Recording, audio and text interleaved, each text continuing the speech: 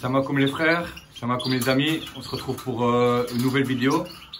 Voilà, dans cette vidéo, je vais parler Inch'Allah, de la logistique qu'il faut mettre en place quand vous avez plusieurs couples.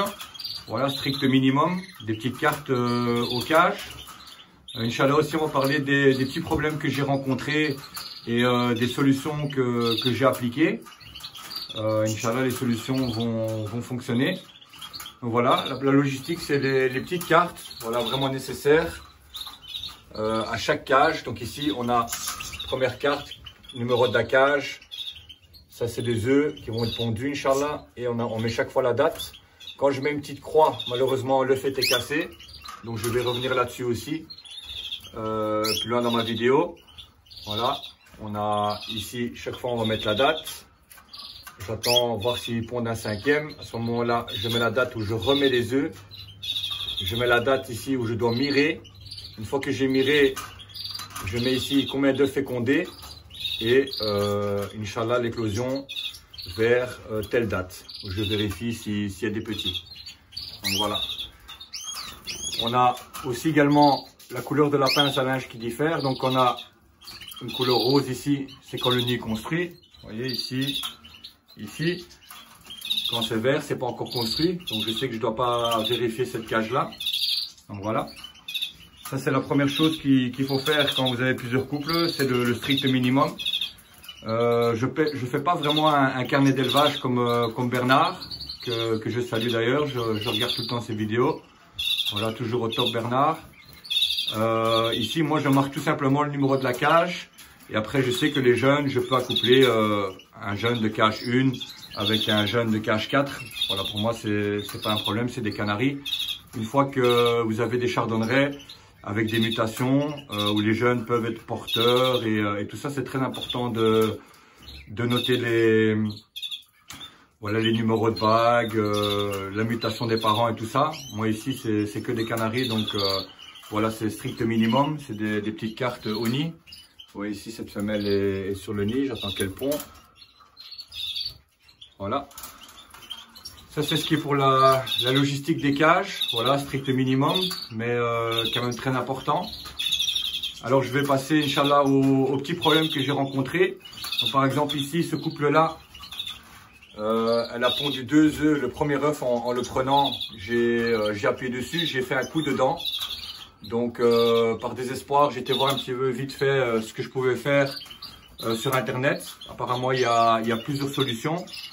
Moi j'ai choisi de mettre du vernis, donc je vous montre ça. Voilà, j'essaie de vous montrer, on a un petit coup ici dans l'œuf. Voilà, j'ai fermé avec du vernis. Bah, ça coûte rien, on sait jamais, hein. Inch'Allah ça va fonctionner. C'était quand même un œuf qui était pour la poubelle, donc bon, ça coûte rien d'essayer. Vous pouvez également aussi fermer le trou ou la fissure avec un caca frais, donc du caca de canari que vous mettez dessus, ça va sécher et Inch'Allah ça va colmater l'œuf. Voilà, ça coûte rien d'essayer. Alors pour la logistique ici également, vous voyez voilà les œufs mis dans les graines, voilà avec les numéros des cages. Voilà. Comme ça, chaque fois qu'on va rajouter un œuf, on va essayer de tourner les œufs. On fait un tour sur eux-mêmes, on les remet. Voilà, c'est très important également.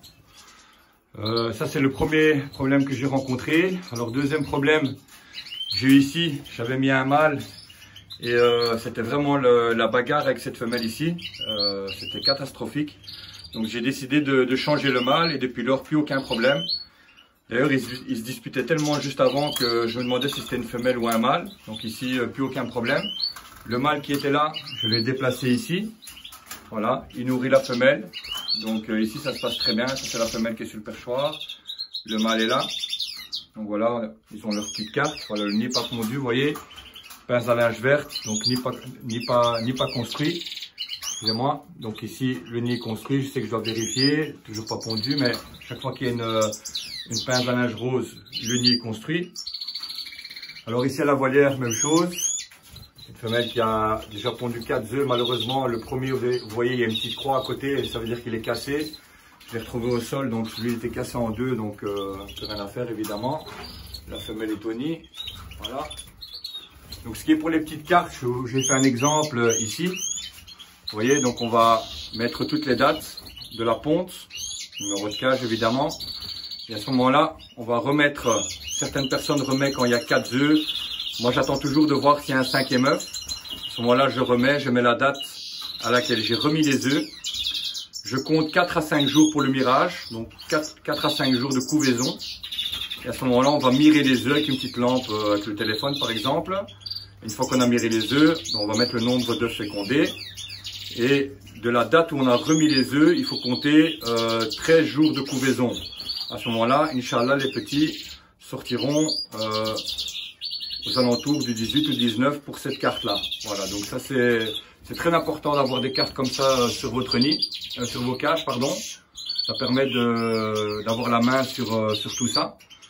Alors deuxième problème ici que j'ai réglé, j'ai mis des feuilles comme ça. Voilà, simple, j'ai fait une découpe. Parce que j'ai le mâle ici qui est constamment en train de se mettre en bas de la cage là. Et il regarde constamment par là. Donc ça m'embêtait un petit peu. J'ai un petit peu peur qu'il ne s'occupe pas de sa propre femelle. Voilà. Il aime bien regarder ailleurs alors qu'il a tout ce qu'il faut chez lui ici. Voilà. Cette femelle a déjà commencé à couver aujourd'hui. C'était un petit peu tôt parce qu'elle a pondu que 3 œufs. C'est des œufs factices. Donc voilà. Donc ça c'est le troisième problème, c'est fermeture ici pour qu'il ne soit pas attiré par les autres oiseaux. Très important. Et donc voilà, pour l'instant tout se passe bien. Ça avance doucement. Donc on a ici un nid construit, là également, ici et ici. Alors ici aussi cette femelle, quatrième problème, elle n'a pas voulu faire son nid. J'ai déjà mis le nid à plusieurs endroits, à l'extérieur, là dans le coin. Finalement je l'ai mis là-bas et j'ai dû préparer le nid un peu moi-même. Et Inch'Allah, ce serait une solution pour qu'elle continue à le construire. Parce qu'elle regarde à gauche, à droite, partout, vous voyez. Et à la fin, je ne sais pas où mettre le nid. Donc je vais préparer un petit peu le travail. Donc voilà. Et alors ici, pour cette volière, voilà, ça se passe bien. On a la femelle qui a construit un nid. On a les petits radzas qui sont là. Alors cinquième problème, j'avais les mangeoires comme ça ici, qui étaient dans cette cage. Et j'ai la femelle radza qui a commencé à mettre des brindilles dans les pots ici. Donc ça voulait dire qu'elle voulait construire son nid dans le mangeoire. Il faut retirer immédiatement pour la faire changer d'avis. Parce que si vous laissez le mangeoir et que vous déplacez le mangeoir ailleurs, elle va continuer à essayer de faire son nid dedans. Donc ici j'ai changé les mangeoires. J'ai pendu un nid ici et il y a un deuxième là-bas. Donc voilà, maintenant ça aide de choisir. Et donc voilà, ça c'est les petites solutions que j'ai rencontrées. Alors ici chez les chardonnerets, le bec commence à bien s'éclaircir. Il est déjà très tôt. Voilà, mais Inch'Allah, je vais essayer de pondre un nid début mars. J'ai la femelle ici et le mâle qui est, voilà, le mâle est là. J'ai la femelle qui arrache déjà les papiers que j'ai mis.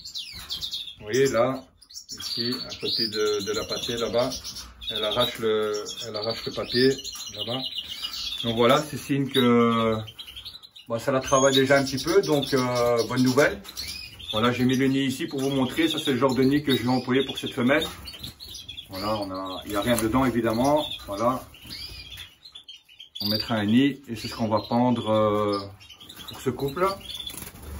Voilà. Et voilà, par ça, ça se passe globalement très bien. Maintenant, on verra si les œufs sont fécondés. Et